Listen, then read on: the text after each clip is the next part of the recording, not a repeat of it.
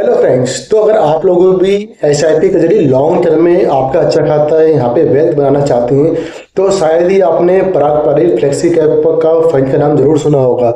लेकिन सबसे बड़ा क्वेश्चन ये आता है कि क्या आज भी इस फंड में हम लोग एसआईपी चालू कर सकते हैं या नहीं, क्या एसआईपी चालू करना ठीक रहेगा या नहीं, और क्या इसका बड़ा एयूएम फ्यूचर में बहुत बड़ा प्रॉब्लम बन सकता है या नहीं। हेलो दोस्तों, रिवाइज स्टॉक मार्केट में आपका बहुत बहुत स्वागत है।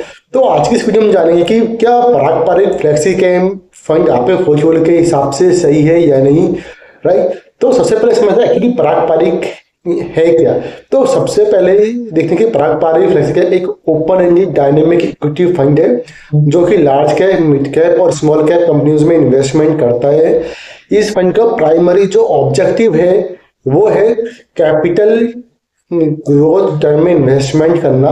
और इस फंड की शुरुआत हुई थी दोस्तों 24 मई 2013 में। और बात करें फंड मैनेजमेंट की तो राजीव ठक्कर इसके सीईओ हैं और इनको एक डायरेक्टर भी हैं, जबकि रौनक ओनकार फंड मैनेजर और रिसर्च हेड दोनों की पद इन्होंने संभाला हुआ है।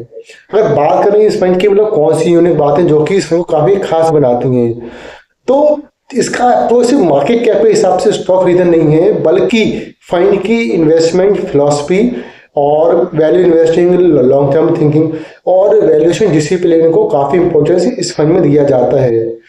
लेकिन इसके अलावा फंड इंडियन इक्विटीज के साथ साथ ओवरसीज सिक्योरिटीज में भी इन्वेस्टमेंट करता है। यानी इसका अप्रोच सिर्फ आज कौन सा स्टॉक तेजी से भाग रहा है पर बेस्ड नहीं है, बल्कि फोकस काफी रहता है अच्छी क्वालिटी के बिजनेस को रिजनेबल वैल्यू पर लॉन्ग टर्म के लिए यहाँ पे होल्ड करना है। अभी समझते हैं कि इसमें फंड का पोर्टफोलियो कितना डाइवर्सिफाई है, राइट। अब पोर्टफोलियो की यहाँ पे बात करें तो जून 2026 तक पराग पारित फ्लेक्सी कैप फंड का एएम करीब 1.43 लाख करोड़ रुपए था। लेकिन दूसरी तरफ इन्वेस्टर के मन में एक बहुत बड़ा क्वेश्चन आता है कि क्या फंड तब बहुत बड़ा हो चुका है। क्योंकि दोस्तों ये बहुत जेन्युइन क्वेश्चन है, लेकिन सिर्फ एयूएम बड़ा होने की वजह से किसी फंड को यहाँ पे खराब या अच्छा उस पर हम लोग यहाँ पे नहीं बोल सकते। असली इसमें जो चीज आती है वो आती है फंड मैनेजर कैपिटल को किस तरह मार्केट में एलोकेट करते हैं या किस तरह उसको रिबैलेंस करते हैं और फ्यूचर अपॉर्चुनिटीज को कैसे यहाँ पे आइडेंटिफाई करते हैं जो भी फंड मैनेजर है।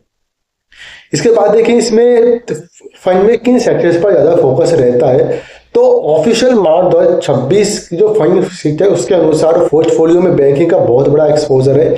इसके अलावा इसमें power, IT, software, automobiles, finance, FMCG sectors का भी इन सकता भी एलोकेशन है।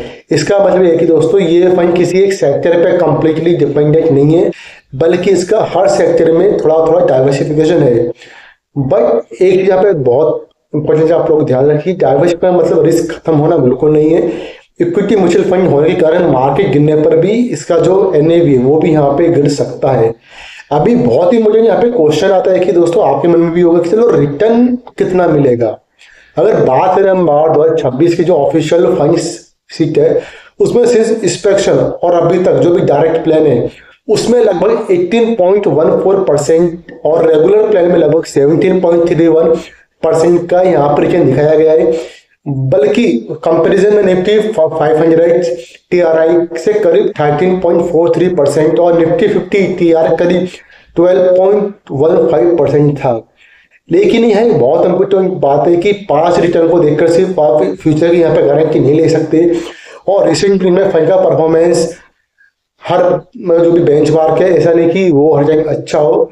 तो अगर बात करें तो 2026 में सीईओ राजीव ठक्कर ने भी फंड की परफॉर्मेंस को ड्यूरेशन और मैग्नीट्यूड के हिसाब से नेट वर्दी नहीं बताया और बताया कि फंड करीब 14 से 15% कैश यहाँ पे रखा हुआ है। तो दोस्तों इसीलिए सिर्फ जो भी 5 महीने या 4 महीने या 6 महीने सिर्फ 5 रिटर्न देके आप इन्वेस्टमेंट मत करिए, ये मेरे हिसाब से सही अप्रोच नहीं रहेगा किसी फंड में इन्वेस्टमेंट करने के लिए। और यहाँ पे क्वेश्चन हो रहा है मेरे हिसाब से बड़ा कि क्या एयूएम जो कंपनी का काफी बड़ा है वो मतलब सोचने वाला टॉपिक है या नहीं। तो पराग पारित फ्लेक्सी कैप पर बहुत बड़ा हो चुका है, लेकिन फंड हाउस का आर्गुमेंट है कि सिर्फ स्कीम का एयूएम देखकर इन्वेस्टमेंट डिसीजन लेना बहुत बड़ी बेवकूफ़ी हो सकती है।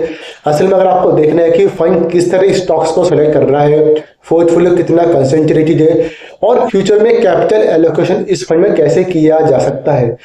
तो बिग एयूएम इक्वल टू आप समझते हैं ऑटोमेटिकली बेट फंड नहीं होता है, लेकिन इन्वेस्टर को समय समय पर पोर्टफोलियो और परफॉर्मेंस पर दोनों को यहाँ पे एनालाइज करना चाहिए। तो दोस्तों इन्वेस्टर के हिसाब से मतलब ये फंड मतलब कौन से फंड मतलब या कौन से इन्वेस्टर इसको इन्वेस्टमेंट कर सकते हैं। अगर आपका दोस्तों व्यू है लॉन्ग टर्म वेल्थ क्रिएशन के लिए तो आप इसमें इन्वेस्टमेंट कर सकते हैं। और अगर आपका ड्यूरेशन है 7 से 10 साल या उससे ज़्यादा तो भी आप इसमें इन्वेस्टमेंट करना चाहें कर सकते हैं। और हाँ, अगर इक्विटी मार्केट की वॉलेटिलिटी को समझना चाहें तो भी आप इसमें इन्वेस्टमेंट कर सकते हैं। और हाँ, लेकिन अगर आप 1 या 2 साल में पैसा चाहिए तो कहीं ना कहीं ठीक अप्रोच नहीं होगा, या मार्केट गिरते ही अगर आप पैनिक होकर इन्वेस्टमेंट अमाउंट आपका बेच देते हैं तो इक्विटी म्यूचुअल फंड आपके लिए सूटेबल नहीं है दोस्तों। तो दोस्तों क्या पारंपरिक फ्लेक्सी कैप अच्छा फंड है? क्योंकि एक वर्ष में इसका आंसर देना बहुत ही इम्पॉसिबल है, क्योंकि ये स्टेबलाइज फ्लेक्सी कैप फंड है जिसकी इन्वेस्टमेंट फिलॉसफी लॉन्ग टर्म और वैल्यू ओरिएंटेड अप्रोच पर काफी यहाँ पे काम करता है। तो दोस्तों अगर आप लोगों को वीडियो पसंद है तो वीडियो को लाइक करिए, चैनल को सब्सक्राइब करिए, और बहुत ही सिंपल लैंग्वेज में स्टॉक मार्केट को समझने के लिए, म्यूचुअल फंड को समझने के लिए हमारे चैनल को सब्सक्राइब करिए। और हाँ, कमेंट में आप लोग जरूर बताइए क्या क्या पारंपरिक फ्लेक्सी कैप फंड में एसआईपी आप लोग कर रहे हैं या नहीं। अगर आप इन्वेस्टमेंट कर रहे हैं, एसआईपी कर रहे हैं, तो कितने रुपए का आप एसआईपी कर रहे हैं तो कमेंट सेक्शन में जरूर से बताइएगा। और एक खास बात दोस्तों, कहीं भी इन्वेस्टमेंट करने से पहले आप कोई भी फाइनेंशियल एक्सपर्ट है उनके साथ आप लोग एंजॉय जरूर करिए। चलिए दोस्तों, फिलहाल की वीडियो में इतना ही, जल्दी मिलेंगे अगले वीडियो के साथ में, तब तक के लिए जय हिंद।